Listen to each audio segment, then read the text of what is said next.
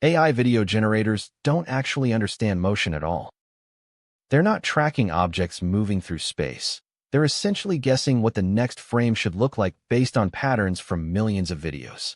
It's less like animation and more like a very confident hallucination, which is why things get weird fast. The technical term for what they do is latent space interpolation. Basically, the model learns a compressed representation of visual information, then tries to fill in the gaps between keyframes. Think of it like connect the dots, except the dots are made of math and the pencil has never seen physics.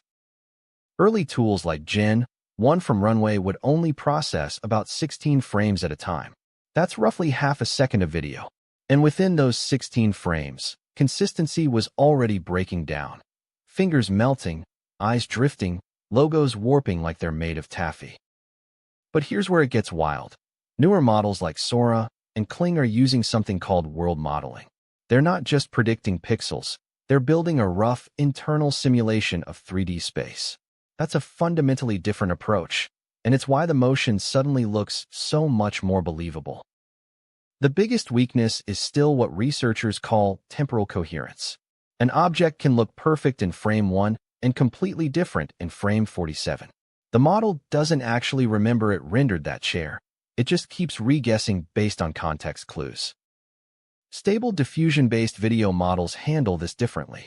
They use optical flow estimation, basically measuring where pixels move between two real frames, then generating new frames that follow those movement paths. It's more rigid, but also way more consistent for simple motions.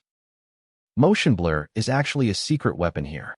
When you add realistic motion blur to AI-generated video, your brain fills in the gaps that the model got wrong. It's basically hiding the seams. That's not a bug in the pipeline. Most serious creators use it intentionally. But here's where it gets wild. Some models are now being trained on synthetic data generated by game engines. Unreal Engine produces physically accurate motion at 120 frames per second, and that training data is teaching AI what real momentum, weight, and inertia actually look like. Games are accidentally fixing AI video. The frame rate matters more than most people realize. Generating at 24 frames per second isn't just an aesthetic choice. Lower frame rates mean fewer frames to keep consistent, which means fewer chances for the model to contradict itself. Most professionals aren't going above 24 frames per second for this exact reason. 2.1, one of the newer open-source models, introduced something called motion magnitude control. You can literally dial how much movement happens between frames. Low settings give you smoother, safer output. High settings give you chaos. Most beginners crank it up and then wonder why their video looks like a fever dream. Here's your stat for the day. Researchers at Google found that human viewers can detect AI-generated motion artifacts in under 200 milliseconds. We're not consciously spotting them. Our visual system just flags something as wrong before our brain even processes it. That's why bad AI video feels unsettling even when you can't explain why. The future is probably hybrid pipelines, AI generating keyframes, traditional interpolation software filling the gaps, and optical flow tools cleaning up the seams. No single model does it all perfectly yet. The pros aren't waiting for one tool to win. They're stitching workflows together right now. 3 big takeaways.